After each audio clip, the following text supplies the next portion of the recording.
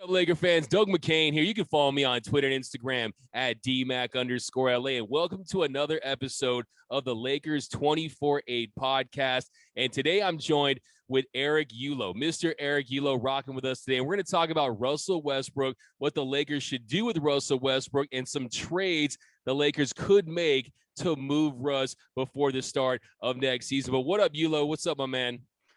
Good day, man. This podcast has been a long time coming. Excited to get it going with you, get it popping, as you like to say. So yeah, gotta dive right in with topic 1A for the Lakers this offseason, which absolutely is Russell Westbrook and maybe the head coaching too, which we'll probably get into a later podcast. But it's got to start with Russell Westbrook.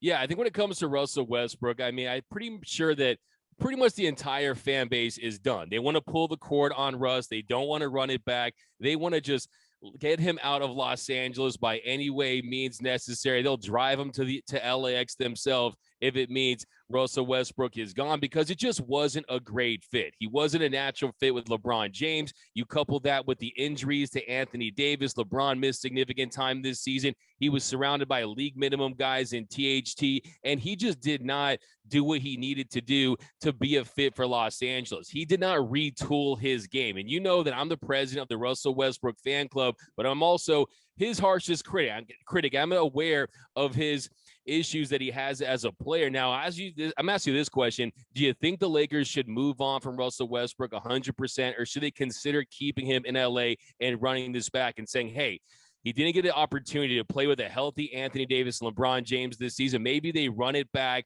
They still have that $47 million that will be off the books after next season. Would you even consider it for a second if you were the Lakers?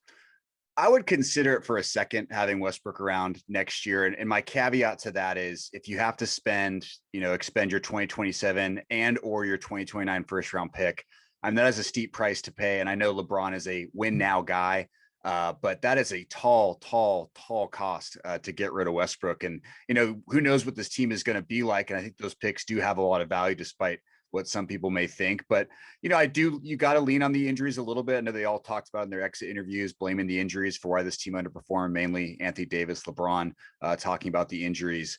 I think you can run it back. And also too, something that you and I talked about before the pod, that $47 million expiring Westbrook deal, which he's going to pick up as player option. The fact that he even joked that it's an option, that's why it's called a player option, is kind of ludicrous to me. He's going to pick up his option. I mean, come on.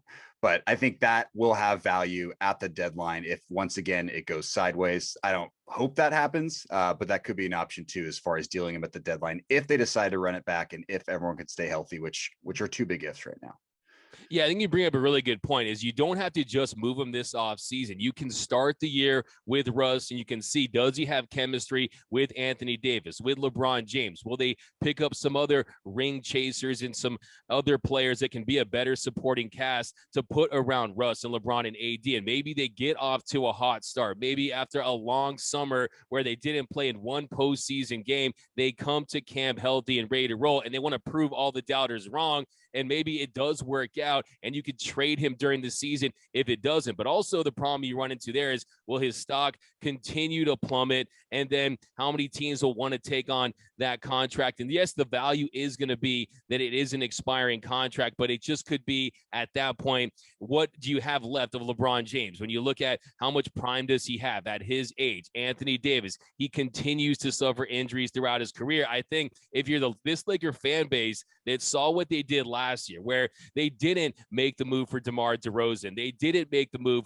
for Buddy Hield, if they just run this back and you get off to a slow start next season, I think this Laker fan base is going to be even more checked out. They're going to be even more frustrated with Jeannie Buss and Rob Lowe Pelinka and the powers that be, the Rambuses that have a lot of influence on this organization. Don't you kind of think that they run the risk of having this fan base further enraged at not making a move? Because I just think that, look, we know we've been watching the Lakers for our entire lives. And Russell Westbrook, he seemed like the natural fit, right? A LA kid, a UCLA kid. He comes home. He was the prodigal son that's supposed to get this team back to being a championship contender after what we saw in the previous season, but it just didn't work. It fell flat. You heard Westbrook's, you heard the crowd chanting Westbrook, you heard boos from Lakers Nation. I think it just kind of feels at this point we're at a point of no return with Russell Westbrook, this organization, and this fan base. Correct me if I'm wrong, though. I want to hear your thoughts on this. Do you think there's any way they could mend the fences, and what would it take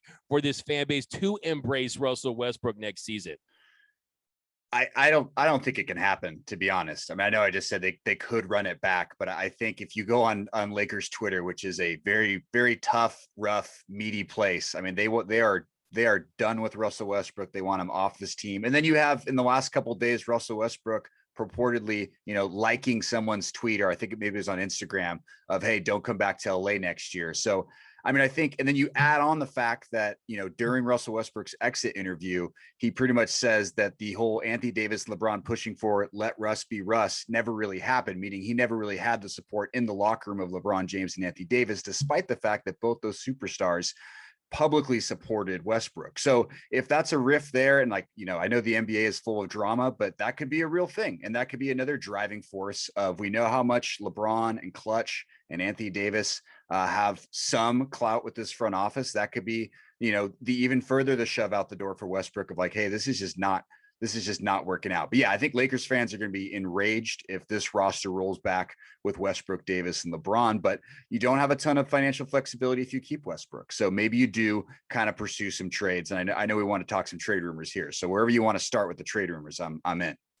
Well, I think that's the big question for me, because if you keep Russell Westbrook, you're saying that these you're telling the fans, you're telling this organization that you think they have a chance to win another championship with this nucleus. But then if you trade Russell Westbrook, and we're going to get into these trades here in just a second, you're also saying that you think that those trades, those players, you put them in the mix with LeBron and AD, that they can be a championship contending team. The Terry Roziers of the world, the Malcolm Brogdons, the Buddy Hields, or is the value having Russell Westbrook for one more season, have that contract expire, and then you start the rebuild? So I think that that'd be the Lakers betting on the fact that they realize that those players can help the Lakers win next season. I do firmly believe that if you do tinker with this team, and you bring in some of these reinforcements, and you just change the nucleus of this team, that LeBron James has proven last season that he's still got, that he's still a top 5 player when healthy, and Anthony Davis, he's still a top 5 to 10 player when healthy himself. So if you look at that, the Lakers still have elite talent on this squad. It's just about surrounding the two core pieces with better players. And I think with Russell Westbrook, it's not going to work out. But let's first talk about this Charlotte Hornets trade, because you've seen projections out there. You've seen proposals that have the Lakers. First, we heard about Gordon Hayward. I don't know about you, but I don't like the fit when it comes to Gordon Hayward. We've also heard the rumors that the Lakers wouldn't be interested in trading for Gordon Hayward because he has not been durable on the Charlotte Hornets. He's averaging he'd fit right in on this Lakers team. What was that? I said he'd fit right in on this Lakers team. He can't stay on the court. So he would fit in. I mean, 40.2% from 3, 17.6 points per game, but also he's missed significant time. He has 2 years left on his deal. And that, to me, is kind of the issue when it comes to Gordon Hayward. Still another $62 million on his deal. And if you add him and you basically tell this LeBron James and Anthony Davis led team that Gordon Hayward is going to be the missing piece, I just don't think that he moves the needle enough to get this team over the hump next season. How do you feel about Gordon Hayward? Let's say he's fully healthy. Let's say you could guarantee his health. Would you make that move for Hayward? I mean, I would if you could guarantee his health, but I mean, that guy has had just a litany of injury problems. And I really like Gordon Hayward, the player. I just don't like Gordon Hayward, the injury history. So I would not do the move with Gordon Hayward kind of headlining that trade package with the Hornets. And then I think something that could make a little more sense is a guy like Terry Rozier, a scoring guard, a guy who shot the 3, I think right around 37.4% last year. So I think Rozier makes some sense, but then you have the caveat with Rozier, and I want to hear your thoughts on this after, but he's entering the first year of a $97 million 4-year extension. I mean, that is long-term money. I believe the last year is not guaranteed, but still you're signing up for a whole lot of Terry Rozier, who could just be a lot of points on a bad team, empty calorie scoring guard. We just don't know right now. We saw with the Celtics, but I'm not really sold entirely on Terry Rozier, but I like him a lot more than I like Gordon Hayward. Yeah, I mean, I think when it comes to Terry Rozier, like you mentioned, He can shoot it three. He can knock it down from long range. Also, he can score. He can put the ball in the basket. He can create his own shot. I am a little worried about the length of his deal, and you would be committed to Terry Rozier for quite some time, but he is a willing defender. I think that's one thing you have to mention when it comes to Russell Westbrook is, look, he didn't do anything to remedy his game on the offensive side, and also he gave little to no effort in long duration, long spurts with the Lakers last season. But when it comes to Terry Rozier, I think if you pair him with LeBron James and Anthony Davis, two veterans you know he's going to respect, and I think that he's going to be engaged on the defensive side. And I think that last season there was so many just viral highlights of Westbrook saying, F it, just screw it, not committing to the defensive end. I think Rozier is going to be a more willing defender. You look at his numbers last season, 19.3 points per game, 4.3 rebounds, 4.5 assists. Like you said, 37% from beyond the arc. He's a much better fit from that standpoint, but I am a little iffy on the years, on the commitment, because does that slow down a rebuild after LeBron and after Anthony Davis? Like with most franchises, you'll take being a championship contender. You'll take maybe a Western Conference Finals appearance, but this is the Lakers, and it is championship or bust no matter what you say. And to me, if you think Rozier can be that guy that can help LeBron and AD win next year, and you are confident that he's that guy, then maybe you do that deal. But also, you have to include the 2027 first round pick, possibly the 2029 first round pick. You also get Kelly Oubre, I don't know about you, but to me, he feels like an LA player. He's got the look, he's got the swagger, he can be a 3-and-D guy. What are your thoughts on Oubre? I like Oubre. I mean, he's had some highs and lows. He's kind of a streaky shooter, but I think history tells us that LeBron thrives with quality 3-point shooters playing around him. So if you get that with Oubre and Rozier, I think you think about it, like the years do concern with Rozier. I 100% agree with you on that. But I would be a little more willing to do the Hornets trade if it doesn't involve any of the Lakers first round picks, right? You're telling the Hornets, hey, look, you have some major money on the books. I think Oubre only has one more deal left, but hey, we'll let you get out from this Rozier thing. You guys get 1 year of Westbrook. I mean, you've talked about Westbrook's connection with Michael Jordan. Maybe, I don't know if that does anything. I don't know if that greases the skids, but if they can do it without a first round pick, I think it's a much more approachable idea rather than I would not personally want to do Rozier, Oubre for Westbrook and a pick from the Lakers, a first rounder. That would scare me a lot to make that trade happen.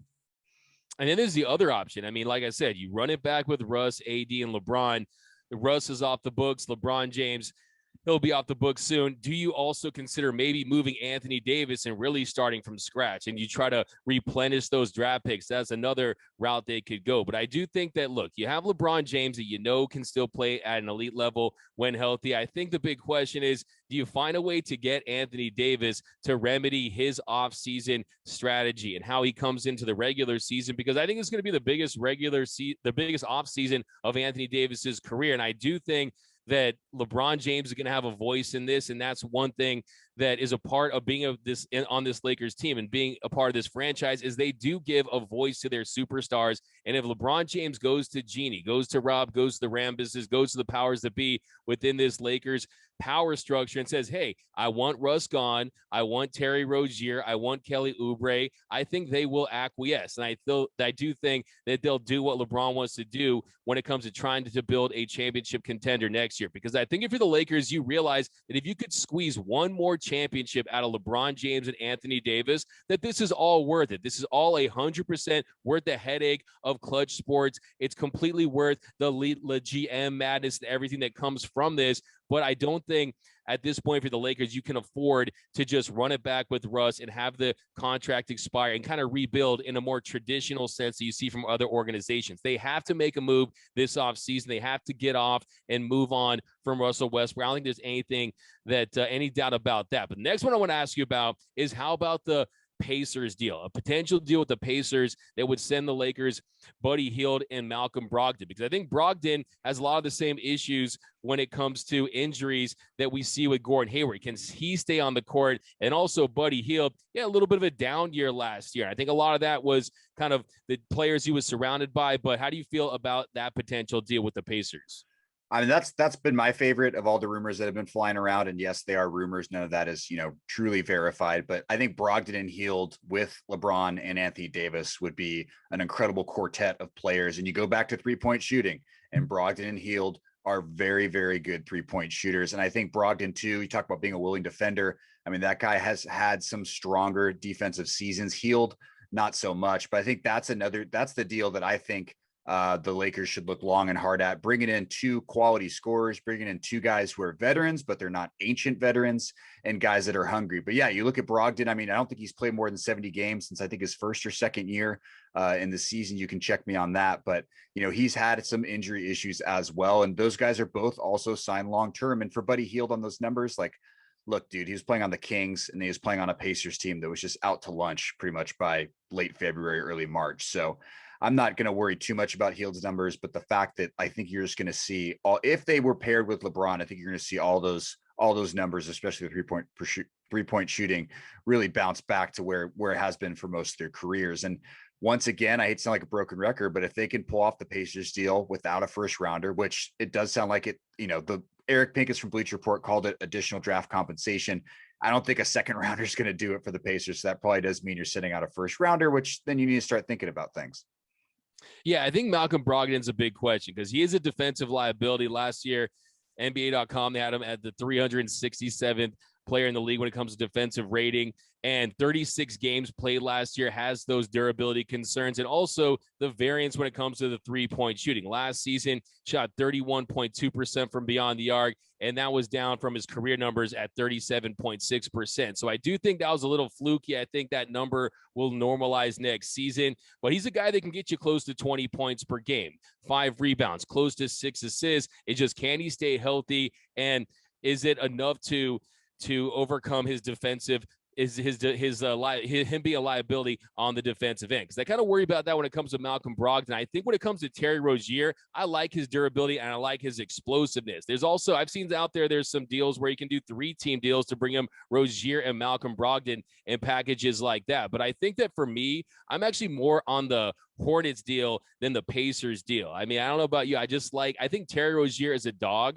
I think that, yes, there is he putting up big numbers on a bad team when it comes to Scary Terry? But like I said, durability, I think he has the mindset, the swagger. I think he has the certain je ne sais quoi to wear the purple and gold. Because let's be honest, it's not for everyone. I think one of the big issues with Russell Westbrook is, look, we saw him as, this why not guy, this fashion guy who wears all this crazy clothing and has has this eccentric personality, but he wasn't a good fit for Los Angeles from a personality standpoint with the way he dealt with the media. He's much better suited for a small market. His career has told us that with Oklahoma City and Washington. That's why I think that he has a chance to at least thrive a little bit and look more like the Russell Westbrook that we've seen throughout his career, where he can put up nice numbers on a kind of mid-level team, a team that's not going to be a championship contender. And that's kind of the thing with Russ, is he kind of gives his team a hard ceiling.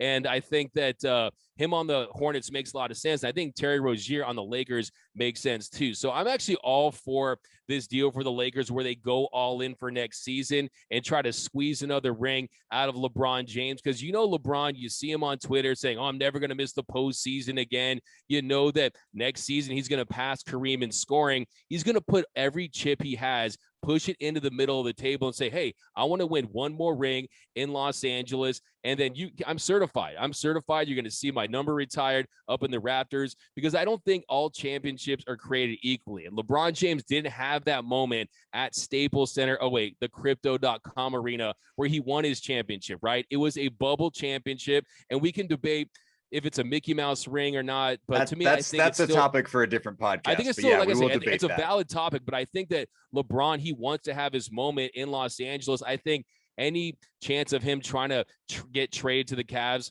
are ridiculous rumors. I think he wants to finish his career in LA. He's building his brand, his businesses in LA. And I think that I think a move to the Hornets. I think a move with the Hornets, a trade with the Hornets with a package surrounding Terry Rozier and Kelly Oubre is something I definitely would consider if I was the Lakers. But you're saying you would go with the Pacers deal over the Hornets deal. I would go with the Hornets deal over the Pacers deal. Why do you think any other? But you think for sure Westbrook should be traded this offseason, right? Yeah, I mean, you've talked to me. I mean, I was kind of on the fence. I gave kind of a middle answer. So, but yeah, I think for what's best for the Lakers next season is trading Westbrook. It may not be what the cost may hurt him down the road, but yeah, you're all, like you said, championship team on top of having LeBron, who's always all in. You got to get rid of Westbrook. You got to just try to get some solid rotation players back, solid starters back, maybe even fringy all-star guys, which seems kind of crazy to think. But I think getting the guys like Brogdon, Hield, Rozier in the building would really help. But yeah, I'm taking the Pacers deal on it. But yeah, I think this, they cannot start next season with Russell Westbrook on the roster just based upon how things went this year, those exit interviews, the whole thing, everything surrounding Russell Westbrook. I just think, hey, it just didn't work out. It is what it is. It's time to move on and retool. Yeah, it's got to be bye-bye to the Brody. I think you brought up a really good point earlier when you said that, look, Russell Westbrook at his exit interview was saying, hey, they didn't let Russ be Russ. And he kind of threw LeBron and AD under the bus. And he pretty much sold this through his whole organization under the bus with his comments all year. And look, this organization isn't for everyone. I just think a fresh start for Russ would be good for him. It would bode well for the Brody. I think if you're the Lakers, you have to not only just show your organization, you have to show this fan base that you're going to be aggressive. You're going to do whatever you can to try to put a contender on the court next season. Because yes, the 2020 championship was nice, but this team, this franchise, they have missed the postseason 7 of the last 9 years. I went out to go get some beers at my local liquor store, and I was like, dude, how's business? He's like, it sucks because the Lakers are in the playoffs. The Clippers are in the playoffs. I mean, they're hurting the local economy here in Santa Monica, okay? I think they need to find a way to build a consistent contender, and I think next year is the year that they have to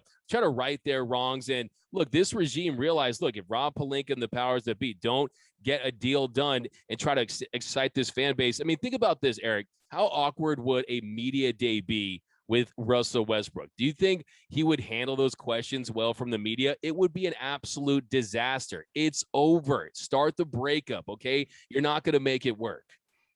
I agree. I can't imagine what that press day would look like. Him doing his phone clap thing where he smacks his phone on the ground, chewing gum into the mic, just not even answering some questions he doesn't like. All that stuff flew in Oklahoma City, but it's like you said, LA is not for everyone. The Lakers beat reporters are a veteran bunch who know what they're doing, and they're going to ask some tough questions. So I would be absolutely shocked if Westbrook was on this team for media day. It would be incredibly awkward, like meeting your ex with your new girlfriend or wife. Like, it would be incredibly awkward. And I'm with you. Like, you just can't do it. I mean, you really can't do it unless they value those first round picks that much. But that's my backdoor, my cop out answer there. Yeah, and kind of behind the scenes, kind of one of the questions I have is, will the organization have a different approach? Because all we heard last offseason was, okay, LeBron and AD, they're meeting with Russ at LeBron's mansion. They're meeting with DeMar DeRozan at LeBron's mansion. Well, they say, no, you guys effed up last offseason. You guys chose Russ over Buddy Hield, Russ over DeMar DeRozan, Russ over these guys that would have helped this team this season. No, we're not going to give you the same responsibility. We're not going to give you the benefit of the doubt. This is our organization. Yes, we respect what you've done. Yes, we have to maintain a relationship with Clutch Sports, but hey, we're taking it from here, LeBron. Okay, I think that's going to be a very interesting decision with the approach they have this offseason. Because, I mean, I don't know about you. I think that, I don't know, it's pretty good debate, but like, we know a few years ago with Magic Johnson, I'm not going to be here, that whole regime just quitting in the hallway. I mean, that felt like it was the Lakers shit show, the Lake Show shit show. But I feel like this feels like it's almost worse because of the expectations that this team has. With that era of the Lakers, it was about drafting and developing that young talent to try to flip it for pieces. But I just feel like just the morale with Laker fans is at an all-time low, and I think they need to find a way to fix it this offseason. I predict that the Lakers 100% will move off of Russell Westbrook, even if it means trading those first-round picks, even if it means taking on more salary that they would have liked. And the sad thing is, Russell Westbrook is probably going to play well, or just a lot better than he did with the Lakers with his new team. That's just the rules. Them's the rules. You always play better once you leave the purple and gold. But the reality is, is he's not going to go to a team and push them over the top. You're not going to see Lakers will not be seeing Russell Westbrook in the NBA Finals on the opposing team. Okay, maybe he puts up numbers that can get him an all-star team, but I just think, like I said, he gives the teams he plays for a hard ceiling. And you know how much that hurts for me to say. I'm the president of the Russell Westbrook fan club. That pains me to say, but it's just the reality. But yeah, man. So, yeah, thanks a lot, Mr. Eric Eula. Any other thoughts on the Lakers offseason as far as getting into trade season, as far as their moves this offseason and the approach they're going to have? I mean, we'll save it for another pod, but we got to talk some head coaches. We'll keep the rumors going. And we got to talk about, the Ram by Kurt and Linda Rambis, part of the four-pronged brain trust there with Rob Pelinka and Jeannie Buss. I mean, that therein lies a lot of the Lakers issues over the last couple of years, but we'll get there hopefully next week. And yeah, thanks for having me on, man. Really appreciate it. And hope to do it again soon.